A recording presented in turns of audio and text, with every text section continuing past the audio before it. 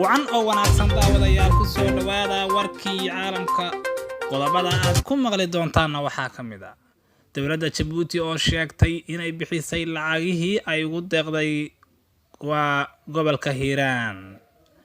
Somaliland oo laga helay kiisas hor loo caabuqa coronavirus. Gudoomiyihii gobolka Gado oo magaalada Muqdisho loo soo qaaday. qodobada wararka dibadda aad ku maqli doontaan waxaa kamid ah dalka Ruushka oo cusbitaal uu ka kacay. waa 11 bisha May sanadka 2020 daawadayaal ku soo dhawaada warkii oo dhan. aan ku bilaabanay dawladda Djibouti ayaa waxa ay sheegtay inay bixisay lacag lagu muransanaa oo indhaweedba la sheegay inaysan bixin dawladda Djibouti. safiirka Soomaaliya ee dalka Djibouti waa Aadan Xasan Aadan Bello warbaahinta kula hadlay magaalada Muqdisho ayaa waxa uu sheegay inay dawladda Djibouti bixisay lacagahaasi waxayna sheegtay in lacagahaasi lagu talagalay fatahaadihii gobolka Hiiraan gaar ahaan magaalada Beledweyne inay bixisay dawladda Djibouti waxa uu intaas ku daray in dawladda Djibouti lacagahaasi ay ku wareejisay wasaaradda gargaarka iyo masiibooyinka Soomaaliya. lacagta Djibouti ay bixisay ayaa waxa uu safiirku sheegay inay tahay $600,000 taasoo dawladda Soomaaliya ee dawladda Djibouti ay ku wareejisay 7 bilood ka hor.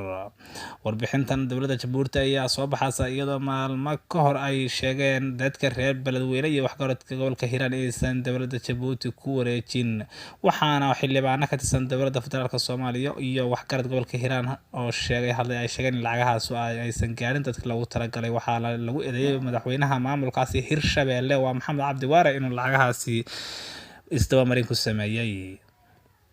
Somaliland ayaa maanta waxa ay sheegtay in laga helay kiisas hor leh cudurka coronavirus.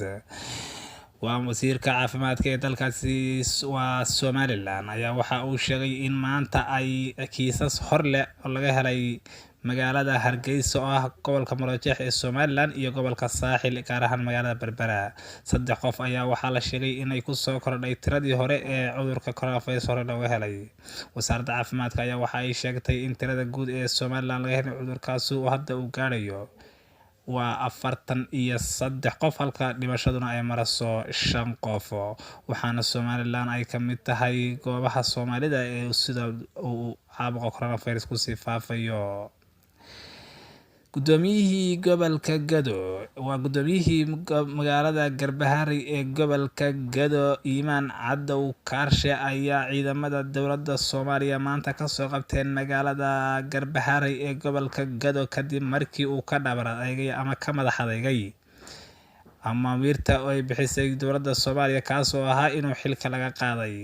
Iimaan Cadow Kaarshe iyo saraakiil la socoto ka tirsan gobolka Gado ayaa laga soo dejiyay garoonka diyaaradaha ee magaalada Muqdisho waxaana lagu xiray magaalada Muqdisho. gudoomiye ku-xigeenka amniga ee gobolka Gado waa Macalimow ayaa waxa uu xilka ka qaaday usbuuc ka hor.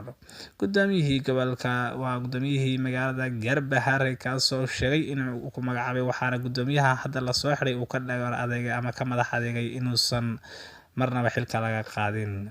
qodobada wararka dibaddana waxaa kamid ah dalka Ruushka ayaa waxa ka kacay dab xoogan ugu yaraan waa 8 qof ayaa ku dhimatay halka 30 kale ay ku dhaawacmeen kadib markii cusbitaal ku yaala magaalada Moscow uu ka kacay dab xoogan.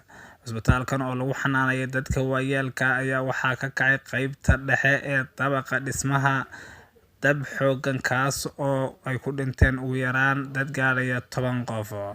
wasaaradda caafimaadka ee dalkaasi Russia ayaa waxa ay sheegtay in dadka halkaasi ku dhintay ay hayeen dad waayeela iyo waliba dad ka agdhawaa dhisma halkaasi ka socday oo la sheegay inay dayactirayeen waxaana wasaaradda caafimaadku sheegtay inaysan aysan soo saarin warbixin ayna ku mashquulsan tahay khasaaraha halkaasi ka dhacay iyo waliba wixii sababay dabkan ayaa waxa uu soconayay muddo saacada halkaasi oo dadku ay naftooda kala carayeen oo dabku soconayay. guud ahaan warkii caalamka aad kala socoteen Abshir Sokor official daawadayaasha qiimaha iyo qadarinta naga wadaali inta ayaan kusoo go'aynaa waxaan leenahay assalaamu calaykum waraxmatullaahi wabarakaatuh. fadlan furagan bararkaas aad u hesho warar xaqiiqda ku saabsan iyo Soomaaliya. nabadgelyo.